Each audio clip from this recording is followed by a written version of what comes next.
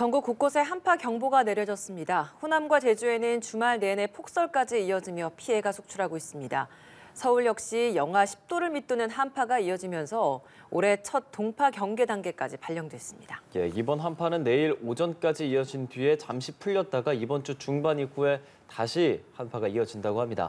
한파 그리고 폭설 관련 날씨 전망 반기성 K웨더센터장과 함께 이야기 나눠보겠습니다. 어서 오십시오. 네, 안녕하세요. 안녕하십니까. 먼저 호남과 제주에 쏟아진 폭설 이야기부터 해보겠습니다. 저희가 조금 전에 기사로도 봤지만 하늘에 구멍이 뚫린 것처럼 눈이 많이 내렸다라고 하는데 대체 얼마나 온 겁니까 이게? 일단 저 눈은 기상청에서 관측하는 건 신적설입니다. 그러니까 기존에 내리더라도 녹으면은 이제 그거는 관측하지 않고 계속 쌓여 있는 눈만 관측을 하게 돼 있는데 현재 저 군산 말도 같은 경우는 한 32cm 정도가 쌓여 있고요. 제주 이제 그 산악 쪽으로도 한 30cm 이상의 폭설이 내렸고요. 네. 대개 이제 전라 서해안 지역 쪽으로는 한 15에서 30cm, 충청 서해안은 한 5에서 15cm 정도의 폭설이 내렸었죠. 정말 이번 폭설로 인해서 하늘길도 막히고 바닷길도 막혔잖아요. 근데 이번에 그러면 이 지역에 이렇게 폭설이 내린 원인은 어떻게 분석되고 있습니까? 일단 이제 이 강한 그 대륙성 고기압, 시베리아 고기압이 내려오게 되면은 상당히 강하고 아주 춥고 또 건조한 공기가 내려오게 됩니다. 이게 이제 차가운 공기가 서해상을 지나다 보면 서해상 아주 서해는 따뜻하지 않습니까? 네. 그러면은 이 찬 공기와 건조한 공기가 습하고 따뜻한 공기가 만나게 되면 대류 불안정이 일어나면서 거기서 이 적은 계통의 구름이 만들어집니다. 네네. 근데 이게 이제 기온 차가 클수록 또 바람이 강할수록 이 구름대는 굉장히 강해집니다. 그렇겠네요. 네, 그래서 이번 같은 경우는 이제 거의 상층에서 한 5.5km 상공에서 영하 한 40도 선 정도가 내려왔거든요. 그러니까 아주 굉장히 한겨울에도 이 정도 내려오기 어려울 정도로 한파가 내려왔고 네. 서해상의 안제 해수 온도는 뭐 거의 한 7도, 8도 정도로 이제 따뜻하기 때문에 여기다 또 바람도 아주 강하게 불다 보니까 지형적인 강설이라고 저희들이 부르죠.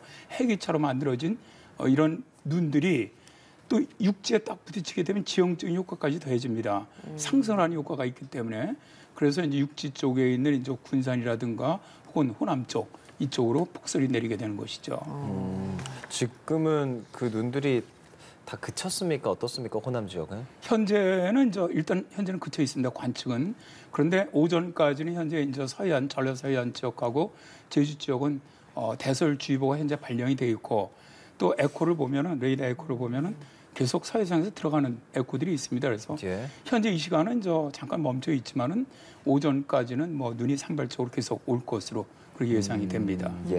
지금 우리나라 전역이 정말 꽁꽁 얼어붙었다는 표현이 생각날 정도로 매서운 강추위가 이어지고 있는데 찬바람이 불고 체감 온도는 더 낮아서 얼마나 추웠습니까? 지금? 실제로 오늘 아침 같은 경우는 이제 가장 추웠던 곳이 강원 영서 북부 지역이죠. 철원이라든가 화천이라든가 이 지역이 거의 영하 한 19도 정도까지 내려갔고요. 그다음에 그 밑에 있는 춘천 지역이 영하 한 17도 정도, 경기 북부 지역 의정부라든가 포천 지역이 영하 한 15도에서 16도 정도를 기록을 했습니다. 네. 그다음에 이제 내륙으로 들어가도 충북의 북부 지역이라든가 경북 북부 지역도 한 14도에서 16도 정도 영하, 그러니까 상당히 많이 내려간 편이죠.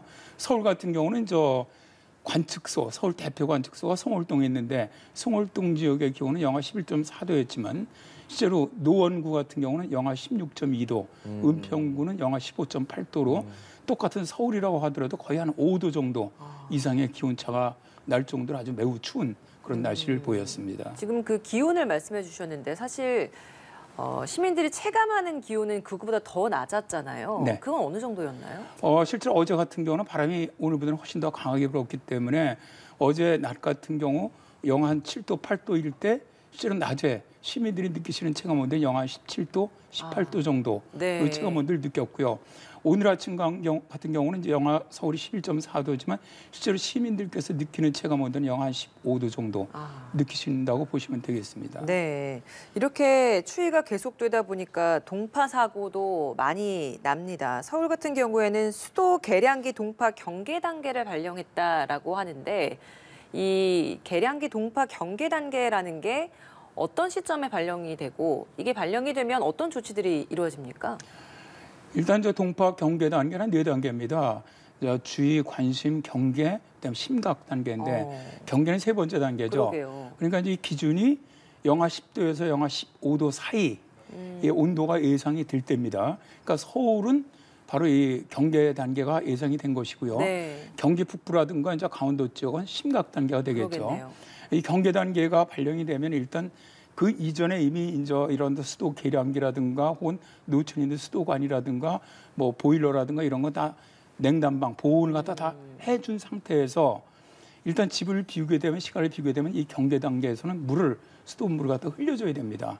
얼지 않도록. 예. 그래서 흘려주는 양은 한 30초에 조그마한 이런 컵에 가득 담길 정도의 물, 그 정도를 갖다 흘려주시면은 한 10시간을 해도 수도세가 한 100원 정도밖에 안 나오거든요. 네. 그러니까 충분히 그냥 흘려주는 것이 나중에 동파돼서 사고 일어나는 것보다는 굉장히 경제적이기 때문에 이 단계에서는 이제 밤에 야간에 잘 사용하지 않을 때는 반드시 수돗물을 흘려주도록 권고를 하고 있는 것이죠. 네, 동파 관련해서도 좀 참고를 해야 할 것 같고요. 올해는 예년에 비해서 유독 좀 한파가 빨리 찾아온 기분이거든요. 맞습니까? 네, 그렇습니다. 올해는 11월까지는 상대적으로 굉장히 따뜻한 그러니까요. 그랬습니다. 굉장히 11월에 평년보다 굉장히 따뜻했죠. 그러다 11월 말서부터 정말 갑자기 그러니까요. 왜 그런 기온이 걸까요, 급격하게 그게? 팍 떨어지면서 이제 네. 한파가 들어와서 물론 중간에 이제 잠깐 기온이 올라간 적은 있었지만은 지금 시작된 한파는 2월 13일서부터 시작한 한파거든요. 그러니까 거의 한 8, 9일째 지금 지속되고 그러니까요. 있는 한파거든요. 그러니까 이렇게 이제 한파가 지속되는 가장 큰 원인은 일단은 뭐 당연히 북쪽에 있는 한기가 내려왔기 때문에 추워지는 건 맞는 것이고요. 그러니까 이제 북극의 한파, 그러니까 북극 한기를 막아주고 있는 이 제트기류 자체가 약해지면은 남쪽까지 쭉 한 북극의 한기가 내려오거든요. 이렇게 내려오는 가장 큰 원인은 일단 북극 해빙이 올해 많이 녹았고요. 그러다 보니까 북극 온도가 올라가다 보니까 상대적으로 제트기류가 약해지면서 북극 한기가 남쪽까지 내려왔다는 그런 원인이 되고요. 두 번째는 라니냐입니다. 라니냐로 인해서 북극 한기가 상당히 남쪽까지 내려오는 이런 기압 패턴이 만들어지면서 따뜻했던 날씨에서 이제 이렇게 급격하게 추운 날씨를 바뀐 가장 큰 원인은 일단 북극 진동 지수가 양해 지수에서 음해 지수로 바뀌다 보니까 양해 지수일 때는 북극 한기가 못 내려오거든요. 맞아, 음해 지수로 바뀌면 북극 한기가 그대로 내려옵니다. 이런 영향도 있었습니다. 예. 이게 두 가지가 구분이 되는 것 같아요. 갑자기 16도 가까이가 뚝 떨어지면서 추워진 것, 그리고 이 시기에 이 정도의 추위가 일주일 이상 이어지는 것. 이 두 가지가 저희는 지금 특이한 현상이라고 좀 생각이 되는데 둘 다 그럼 같은 원인인 건가요? 네, 그렇다고 봐야죠. 기후 변화가 이제 지금 제일 심각하다고 우리가 얘기를 하는데 기후 변화의 특징 중에 하나가 기온의 진폭이 크다는 겁니다. 그러니까 영상 20도였다가 갑자기 영하 18도. 이게 작년 초에 텍사스주가 그랬거든요. 영상 25도였다가 그 다음날 영하 18도까지 떨어졌거든요. 이게 우리나라 문제만이 아니군요. 네, 전 세계적으로 기온의 급락, 급상승이 굉장히 빠르게 이어지는 게 아주 이 기후변화 시대의 일단 특징이고요. 네. 그다음 이런 것들을 가져왔던 가장 큰 원인이 라니냐라는 것이죠. 라니냐가 있기 때문에 급속하게 북쪽의 한기를 끌어내리는 이런 요인이 됐던 것도 있습니다. 그리고 말씀하신 것처럼 이번에 좀 이례적으로 굉장히 길게 한파가 지속되고 있는 것은 네. 우리나라 상공입니다. 상공. 우리나라 북동쪽 러시아 쪽으로 상공이 한 5km 상공에 상당히 강한 저기압이 전리돼 있습니다. 전리된 저기압이. 네. 이런 저기압이 딱 박혀 있으면 지상에서는 고기압이 내려와서 일단 분리가 돼서 이동성 고기로 빠지고 기압골이 들어와서 약하게 비가 내릴 때는 기온이 약간 올라가더라도 상층에게 버틸 때는 계속 북쪽에 있는 찬 공기를 끌어내리기 때문에 바로 연이어서 다시 지상 고기압에서 찬 공기가 내려옵니다. 그러다 보니까 실제로 12월 13일서부터 일단 이번 주는 내일 아침까지는 춥거든요. 그러니까 거의 한 8일 정도가 추운 날씨가 좀 지속되는 거죠.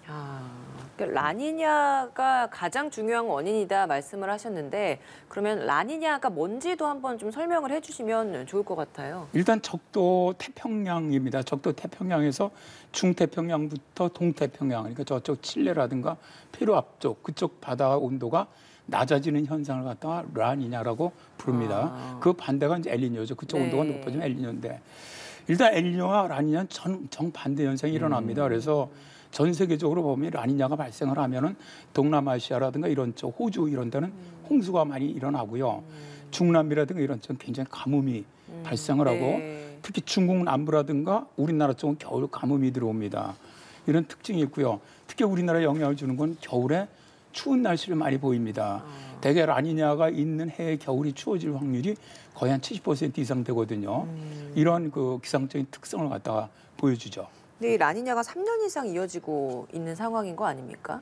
이것도 굉장히 좀 특이하죠. 트리플 딥이라고 하는데 예.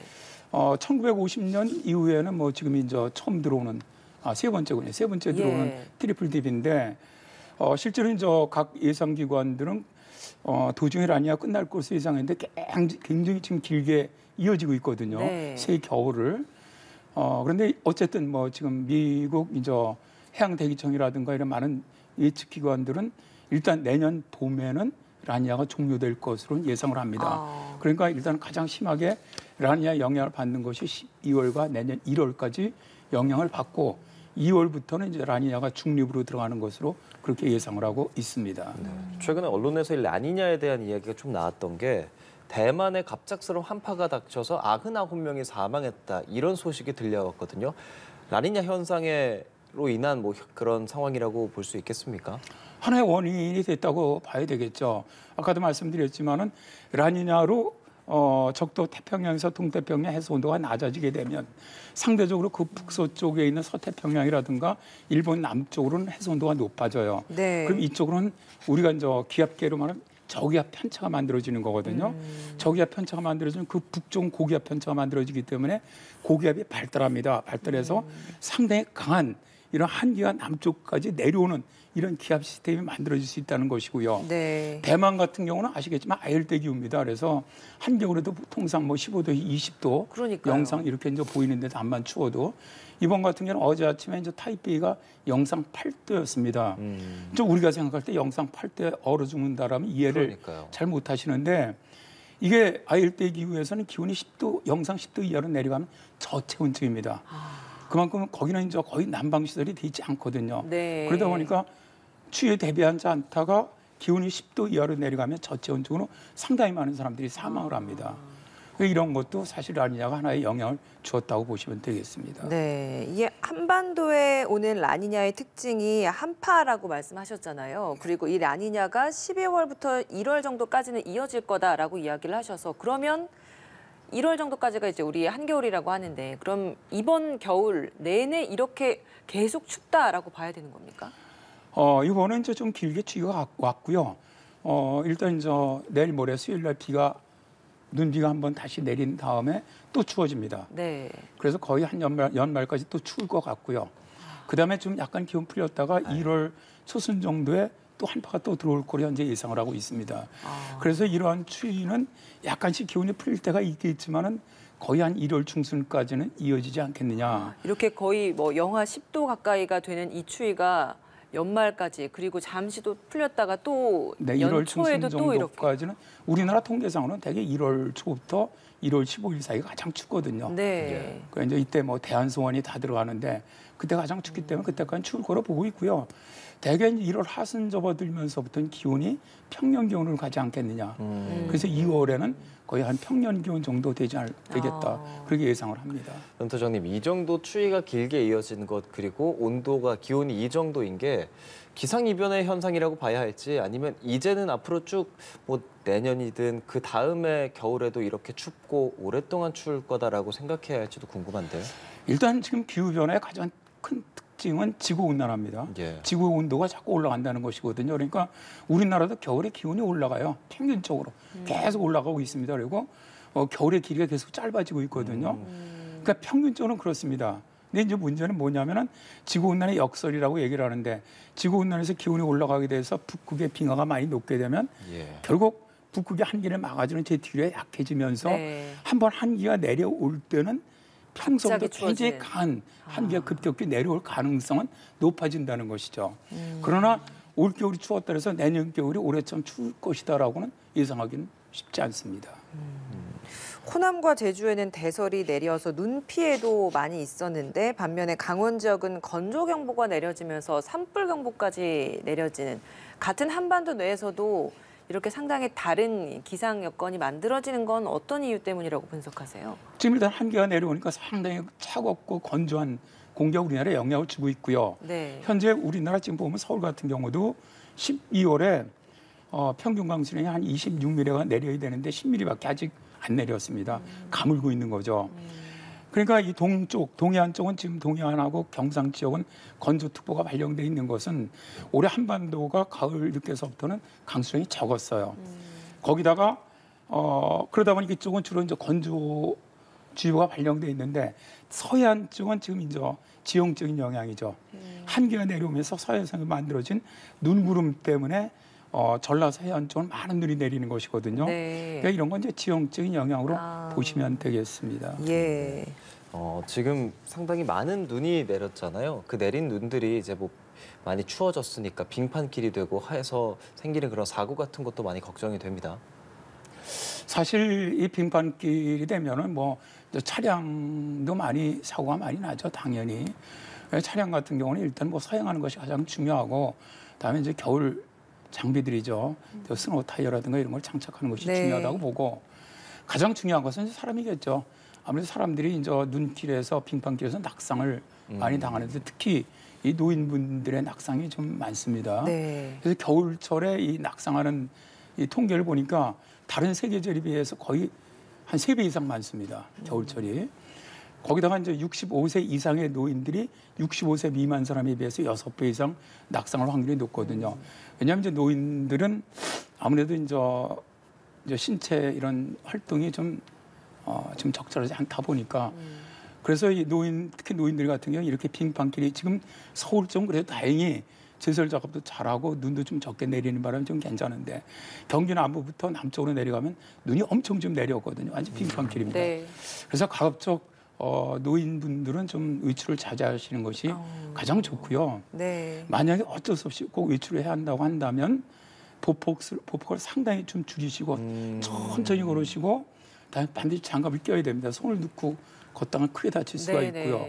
그다음에 이제 얇은 옷을 여러 개 좀 껴입고 두꺼운 옷을 입는 것보다 예. 좀 그런 게 좋고 반드시 지팡이, 그러니까 고온 파킹이 달린 지팡이를 쓰면 좋고 만약 그게 없다면 등산용으로 쓰는 그런 걸 써도 굉장히 좋습니다. 예. 그렇게만 하셔도 사실 낙상을 어느 정도 방지할 수가 있죠. 예. 그리고 그 한랭 질환자들도 많아지고 있지 않습니까? 앞서서 이제 대만 사례 말씀하시면서 갑작스럽게 추워지는 건 기온과 상관없이 그걸 체감하는 사람들에게는 또 더 위험해질 수 있는 거잖아요. 지금 같은 우리나라의 기후를 좀 상황을 보면 갑작스럽게 추워진 것도 굉장히 좀 위험했지만 이 갑작스럽게 추워진 이 추위가 일주일 넘게 계속 이어지고 있다는 것도 대비 차원에서 좀 필요한 대비가 있을 것 같아요. 이렇게 갑작스러운 긴 추위가 이어질 때는 어떤 대비가 좀 더 필요할지도 말씀해 주시면서 마무리하겠습니다. 아무래도 기온이 낮아지게 되면 이제 심혈관 질환자라든가 이제 호흡기 질환자라든가 뇌혈관 질환자라든가 이런 분들은 굉장히 위험하죠. 당연히 혈관이 수축하게 되고 네. 그런 위험이 뒤따르기 때문에 추울 때는 그래서 평소부터 이런 질환을 앓고 계시는 분들은 가급적 외출하지 않는 것이 가장 좋습니다. 심혈관계 질환자들. 네. 그다음에 이제 집안에서도 좀 주기적으로 좀 운동을 해갖고 몸을 갖다 좀 이렇게 완화해 주는 것이 굉장히 필요하고요. 그런데 이제 이 집안에서만 꼭 계시기는 좀 어렵지 않습니까? 네. 그래서 밖에 나오실 때는 꼭 모자, 이 모자 쓰는 게 굉장히 중요하거든요. 특히 이 젊은 분들도 마찬가지입니다. 네. 그래서 모자를 반드시 쓰시고 목도리, 장갑 이런 거는 꼭 착용해 주시는 것이 굉장히 중요합니다. 그래서 내 일단 인체 온도를 올려주시는 것이 좋고요. 그다음에 이제 잠깐 쉴 때는 따뜻한 물을 좀 자주 마셔 주시고, 그다음에 좀 겨울에는 연약한 분들은 영양가 있는 식품도 좀 해서 면역력을 올려주는 것도 굉장히 중요하다고 생각을 합니다. 예, 언제든 눈비 소식이 있고요. 연말까지 많이 추울 예정이니까요. 든든하게 챙겨 입으시기 바랍니다. 지금까지 반기성 K웨더센터장과 함께했습니다. 고맙습니다. 고맙습니다. 네, 감사합니다.